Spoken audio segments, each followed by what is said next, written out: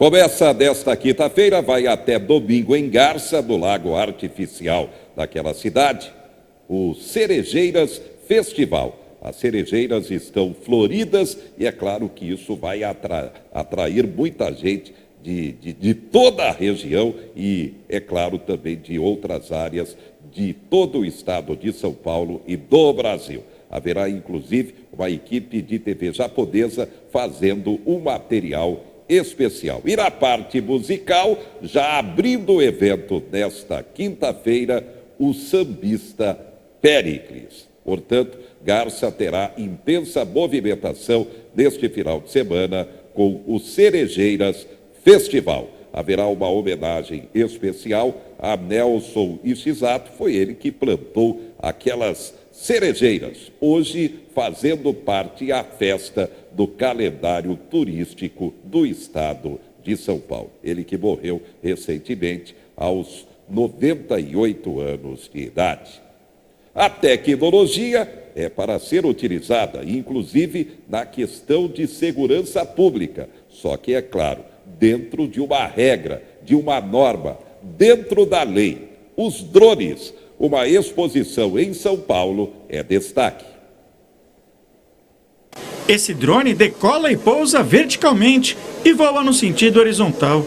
Tecnologia 100% brasileira que pode aumentar a produtividade no campo e ajudar na segurança pública. Pode ser usado para mapeamento fotográfico, consegue mapear 16 mil hectares de uma plantação, ou para vigilância, usando câmeras para você acompanhar assaltos, roubos, incêndios. Essa feira em São Paulo antecipa a tecnologia que estará nos céus nos próximos anos. Entrega em domicílio é um dos campos de atuação que já começaram a ser explorados pelas empresas brasileiras. Os drones não chegarão nas casas das pessoas no curto prazo, né? Então, tanto que a gente trabalha com a ideia de drone pontos, né? Estruturas criadas parecidas com um heliponto de helicóptero, né? Mas seria para drones, e a pessoa retiraria nesse local. O uso de drones é um campo tão vasto que o tempo todo surgem novas aplicações. Mas este aqui, por exemplo, faz o reconhecimento facial e se move enquanto eu me desloco. Pode ser utilizado, por exemplo, na identificação de suspeitos. Só que essa presença cada vez maior dos drones na sociedade abre uma série de questões relacionadas principalmente à segurança da população. Para eu operar uma aeronave, o piloto faz um curso bastante complexo para ele estar no ar voando. Se eu quero competir com esses meios no mesmo ambiente, então eu tenho que ter uma formação adequada com relação a isso. E os meus equipamentos, obviamente, eles têm que estar adequados a um voo seguro. É coisa séria, não é brincadeira mesmo. Tudo dentro da lei.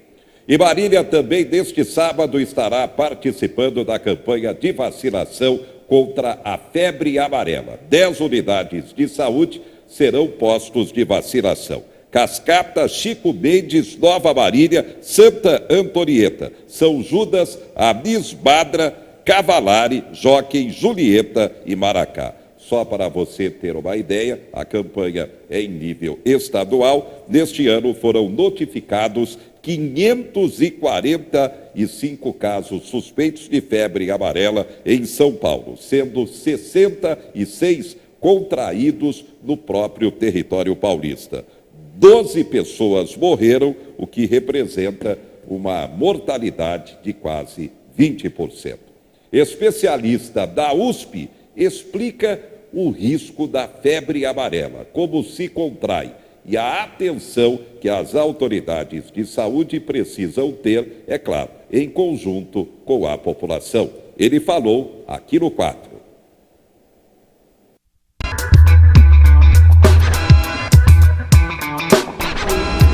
Bem, a doença é uma doença infecciosa, ela acomete após a picada de um artrópode, um vetor, que é um mosquito, que pica a pessoa. O vírus circula e começa a dar manifestações de uma infecção pela presença do vírus. A maior parte das pessoas tem quadro com febre, dores musculares e dor de cabeça. E após 4 dias ela consegue resolver o problema e fica normal. E frequentemente nem sabem que tiveram febre amarela.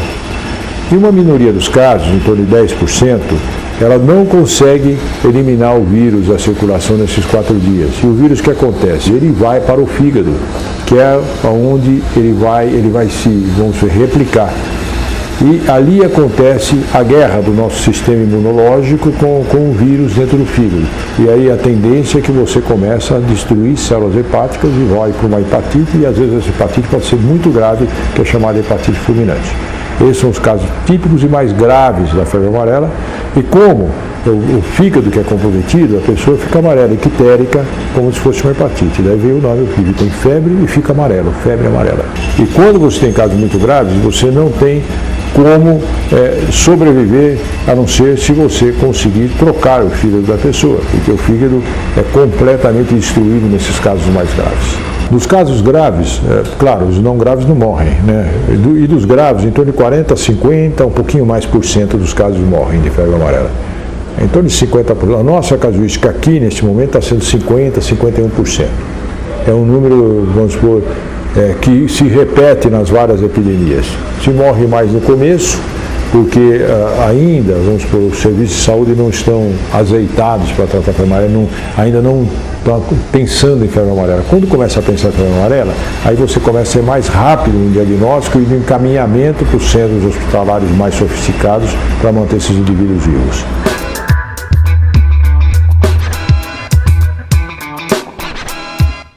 Você tem 2 ciclos da febre amarela.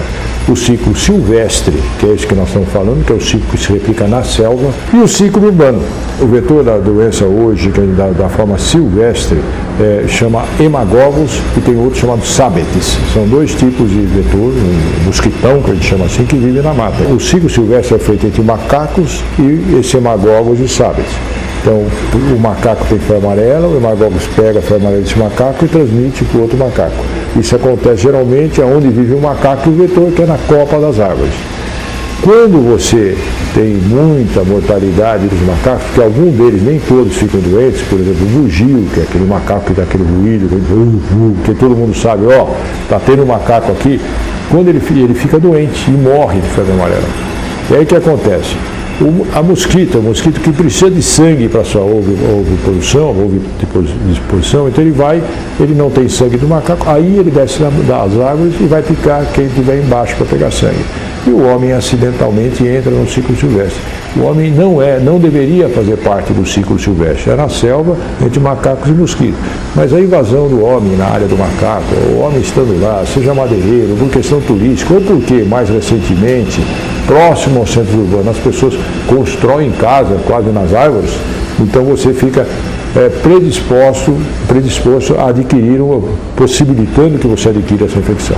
O ciclo urbano, o macaco não participa, o vetor não é o hemagogos do sábetes, é o chamado Aedes aegypti, que é o mosquito que transmite dengue, chikungunya, zika, e aí é homem, mosquito, homem.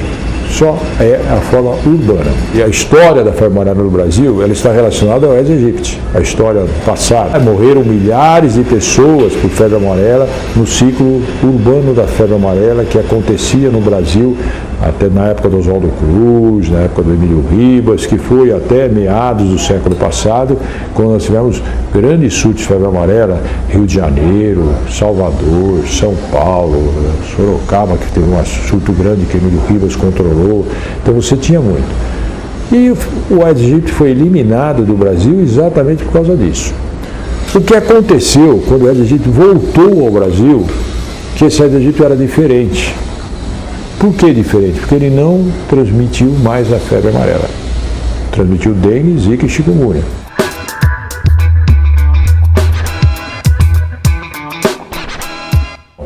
No ano passado, nós tivemos uma epidemia importante de febre amarela silvestre numa cidade chamada Governador Valadares, em Minas Gerais. E nós tivemos centenas de casos de febre amarela diagnosticados. E naquele momento, o governador Valadares tinha uma infestação de Aedes aegypti de 13%. O que significa 13% das casas, dos imóveis em Governador Valadares tinham Aedes. se você tivesse a possibilidade de transmissão urbana, teria acontecido ali. E não aconteceu. Nós tivemos outras oportunidades, mas essa é que era a mais marcante e recente. Não houve transmissão. E como você sabe que não foi o Aedes que transmitiu?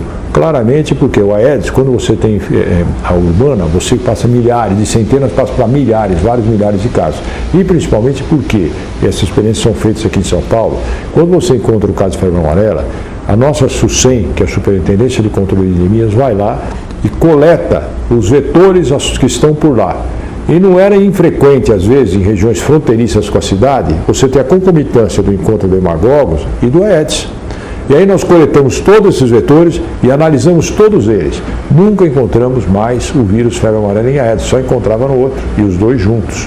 Mostrando que, muito provavelmente, o Aedes não transmite febre amarela, então nós não teremos febre amarela urbana.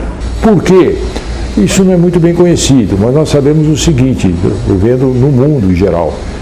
Na África, você tem grandes epidemias de febre amarela urbana. Estão tendo agora epidemias nesse momento na África, com o Aedes aegypti, que causa milhares de mortes, porque é dentro da cidade mesmo. E na Ásia, que você tem Aedes aegypti, você nunca teve febre amarela.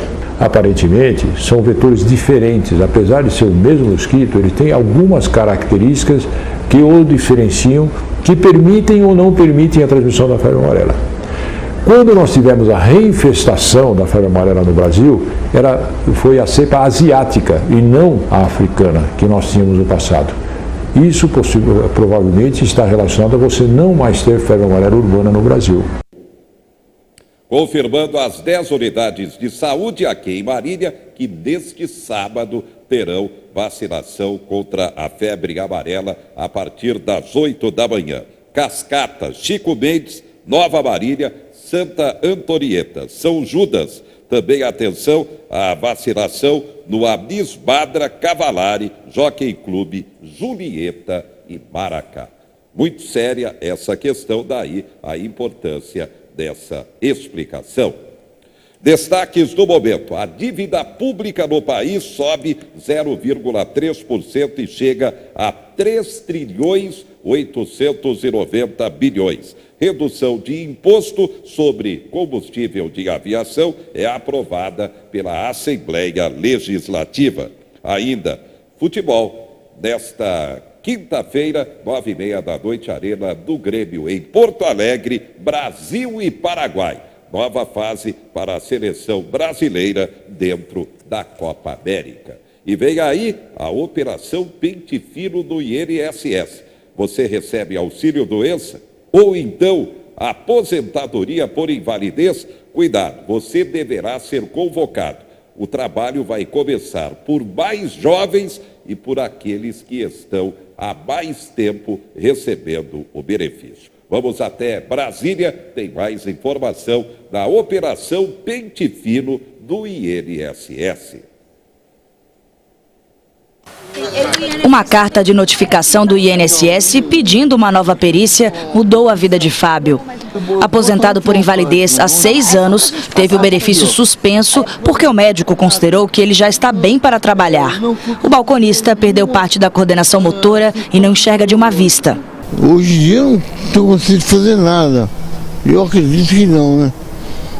Esse ano, mais de 800 mil notificações foram enviadas a beneficiários, pensionistas e aposentados na intenção de revisar pagamentos do INSS. A chamada MP das Fraudes, a medida provisória 871, agora virou lei e ainda será votada no Congresso. A Lei 13.846 vai funcionar como uma espécie de pente fino no INSS. Vai revisar mais de 5 milhões de benefícios e o governo estima uma economia de 9,8 bilhões de reais. Medidas dessa natureza, elas garantem que pessoas que tenham direito ao benefício tenham esse benefício pago e que não seja pago o benefício às pessoas que não têm direito ou ou que estão fora das regras. Os maiores indícios de fraude estão na aposentadoria por invalidez, no auxílio-doença e no benefício de prestação continuada. O pente fino deve começar com os aposentados e beneficiários de auxílio-doença mais jovens e que recebem um benefício há mais tempo. O governo alega que a lei facilitará a análise dos processos com suspeita de fraude. É que ela instituiu um bônus por produtividade aos peritos e servidores públicos do INSS para fazer as análises fora do horário de trabalho. O valor que será pago para o servidor por processo concluído é de R$ 57. Para a perícia realizada, o bônus será de R$ 61. Este advogado avalia que algumas medidas podem levar a injustiças com alguns beneficiários. Então você talvez possa incentivá-lo a analisar esses processos de forma rápida, de forma sem se atentar se aquele benefício é ou não um benefício que possa ter fraude.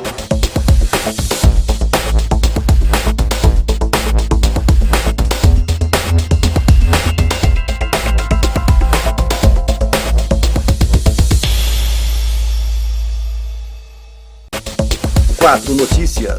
Oferecimento Unimar EAD. Tradição e qualidade ao seu alcance. Acesse unimar.br. Taust, faz toda a diferença. E Menin Engenharia.